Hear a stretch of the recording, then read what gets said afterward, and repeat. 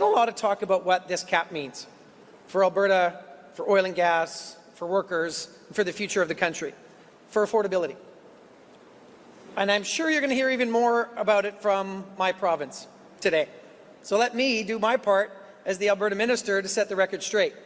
This cap is a cap on emissions, not a cap on production, full stop. And under this plan, production is going to increase, as Jonathan said, to meet global demand, and then if we see that peak in the future, it'll taper off.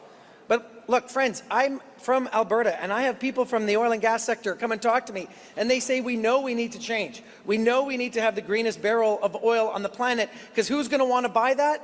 The answer is everyone. And who's going to finance that? Capital markets. Why?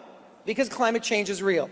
And the Pierre Poilievre conservatives and the Danielle Smith gang that got together this weekend in Red Deer simply don't believe it. And they're quite fine to let the planet burn. Well, as ministerial lead for Jasper, I'm not fine with that.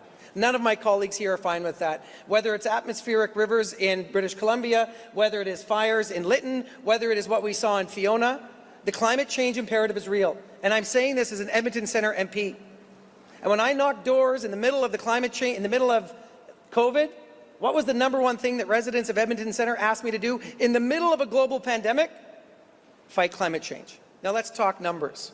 Jonathan mentioned some of the projects, $2 billion for Saskatchewan and Alberta right now with CGF and Strathcona Resources. $1.8 billion and 5,200 jobs to clean up orphan and abandoned wells just in Alberta. $960 million from my department for jobs for the Sectoral Workforce Solutions Program to give work to more than 500,000 people in the energy sector for the years to come.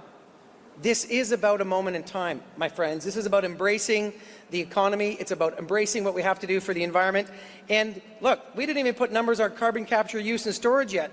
Just to Alberta alone, we're talking over $20 billion in investments to make sure that we have the greenest hydrogen in the prairies, that we have net zero cement, that we are taking a leadership role. And today, we're making sure that we do that for the long term. I will say this to each and every Albertan who works in this sector watching us today: your ingenuity and your innovation are what is going to get us to where we need to be as a planet. Je suis fier de vous. Je sais que vous avez ce que nous avons besoin de vous pour nous amener avec ce plafonnement sur les émissions, pas sur la production, because Alberta workers and Canadian workers are going to be at the heart of this plan. Merci. Thank you.